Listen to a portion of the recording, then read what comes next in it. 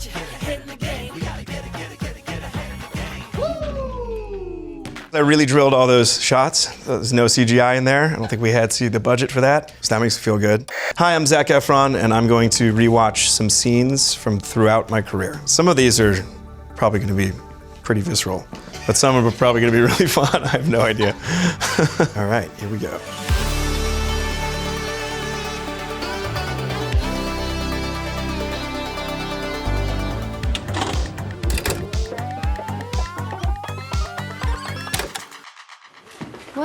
What are you wearing? What are you doing? Yeah. We're throwing a Robert De Niro party. Oh. Should be pretty fucking loud. It's probably gonna go pretty fucking late, too. I'm a taxi driver, De Niro. Yeah, meet the fuck is De Niro. I'm watching you. I'm watching you. That's dead on. Mole on your face. Did you do that yourself? Yes, I did. Yes, I did, fucker. Oh my God, that's so funny. Wow. I remember this day oddly, like very vividly. There was so much going on. Seth is so good at improv. He's like, Seth is to this day is one of my favorite actors of all time. In this scene in particular, I remember really not having a De Niro impression, like a very good one at all, and just kind of knowing I was going to be winging it and hopefully betting on the fact that the worse it was, the funnier it would be. And it worked out. I was blown away though, when all of a sudden out of nowhere, Dave Franco had completely nailed his De Niro impression. Like, he just crushes that. Are you talking to me? Yes. Yes. Are you talking to me? He literally looks like him. He looks like De Niro. So I'm here like up front sucking, doing Taxi De Niro, and then he comes out and it's like says, "Yeah, you fucker, I'm talking to you." I was like, "Did you practice this?" It was so funny. I was like, "What the fuck? He was killing this." Who are you? Oh, I'm Sam Jackson, you know, from Jackie Brown. What the fuck? That's not even, yeah. Scent of a woman? There's no consistency here. And Seth and Rose doing what they do so well, which was just naturally reacting to this ridiculousness outside the window. The hooah, hooah, like that's not even De Niro, that's Pacino. And I don't remember who did it first, but someone did it and we all just started copying it. And Seth's reaction to it was very genuine. It was like, that's not even, your guys, it's not even an impression. And we just kept doing it to make him upset because it was making him mad. And it stayed in. That's one of the most fun movies I've ever filmed. So grateful for that and that experience. Man, I feel like I'm back there. I haven't watched this. This is crazy. I never watched this stuff. This is insane. It's cool. I know they're making it look like I do this, but I don't do this. I really don't.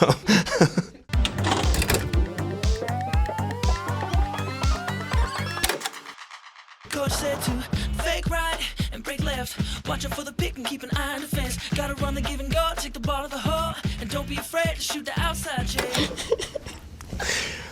First thing that comes to mind is I really drilled all those shots. There's no CGI in there. I don't think we had the budget for that, so that makes me feel good. That just takes me back to where all of us were at, all the young men on that team. We were so young and so incredibly motivated. Not many people know this, but High School Musical was just a made-for-TV movie, and it was very small, so we had a very condensed shooting schedule and very limited rehearsal time. Our choreographer, Chucky, is actually in that shot, and Kenny Ortega had pretty big ambitions for this movie, but I think he was pleasantly surprised when all the boys were like excited to not only fulfill what he wanted, but to take it one step further. This whole sequence with the basketballs and the dribbling in that movie, we started practicing with basketballs, and I think we might have practiced it for 2 days prior to doing all that in sync. We probably had maybe 2-3 hour rehearsals with basketballs.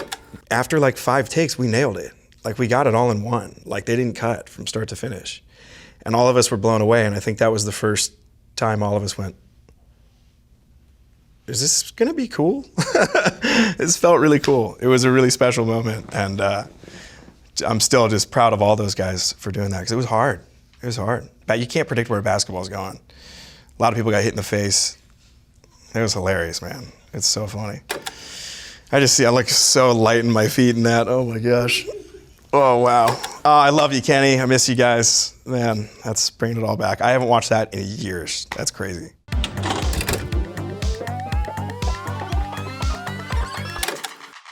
Bye, Chris. Bye.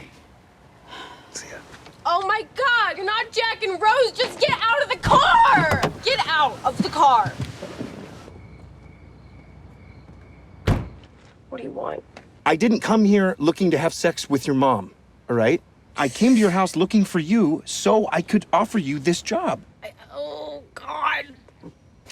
Joey's so good in that scene. She's so great in that. You know, I had seen her earlier work from when she was a little bit younger, and I noticed back then that, like, she was just acting beyond, you know, anybody else I'd seen at her age. We had so much fun working together as we kind of got back to that place where we were in that De Niro scene. Like, that was the kind of the shape of the scene that we had planned, but a lot of that stuff we added our own, like, flavor to, which was really fun. Celebrity? She didn't sleep with a celebrity. That's derogatory, okay? I'm a movie star. She slept with a movie star. Oh, yeah. I don't remember saying that way. I wanted there to be a clear delineation between Chris Cole and, like, myself. As much as I can relate in ways to things that Chris might be going through, I think the way that he handles it is very different from myself. I got to play, like, the worst version of somebody experiencing fame and sort of the fear and the imposter syndrome that comes with that. On the one hand, I'm still, like, starstruck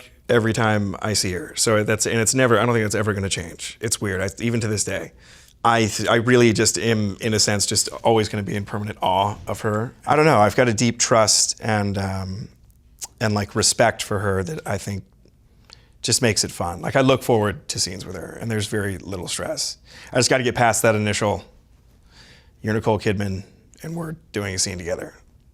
Okay, cool, let's go.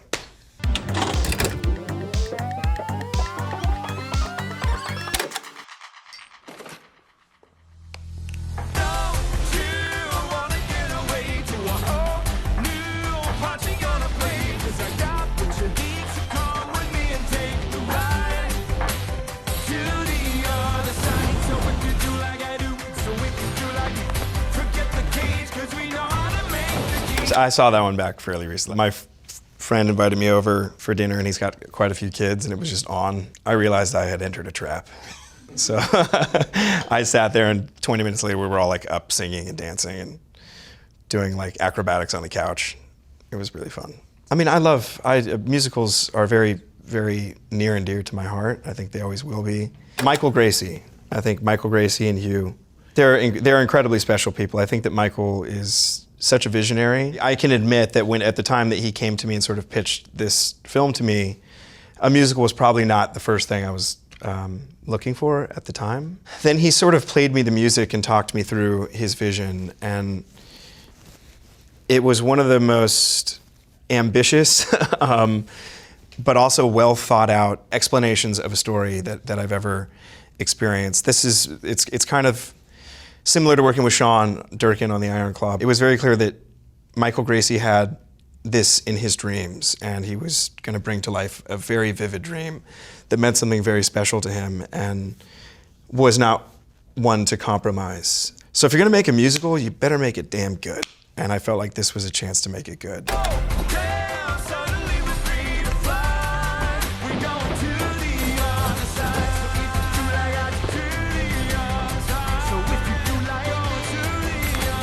The choreography for this scene was actually pretty extensive. All of those shot classes, we really did that. And the guy in the middle, his name's Cloud, he was extraordinarily talented. And we practiced for weeks and weeks to get that right. To not mess that up was we had to catch them all in the right timing, drink them on the right timing, send them back, catch new ones, do dancing in the middle, and not mess up the words. And it was really hard. It looks effortless, and I'm happy that it looks that way, but that's how Cary Grant is, like, it seems effortless, but there's a lot of rehearsal that goes into that. I love seeing that back. That's wild. It's crazy.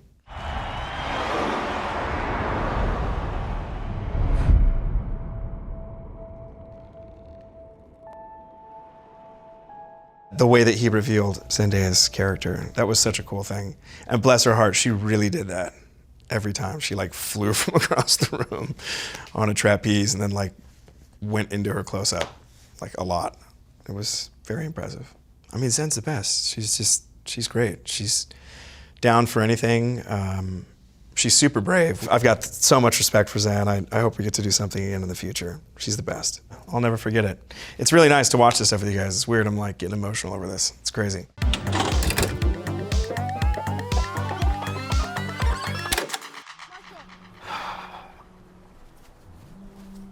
You okay, Dad? Lee, I'm sorry. Sorry, boys. You shouldn't see me like this. Man doesn't cry. Sean Durkin, the director of this movie, had a very carefully drawn out plan for the execution of this film, and of course, on purpose, put this scene probably very much last up in the film, and I think it was for good reason. Kevin Von Erich was never meant to be seen crying, because the family was not allowed to show weakness.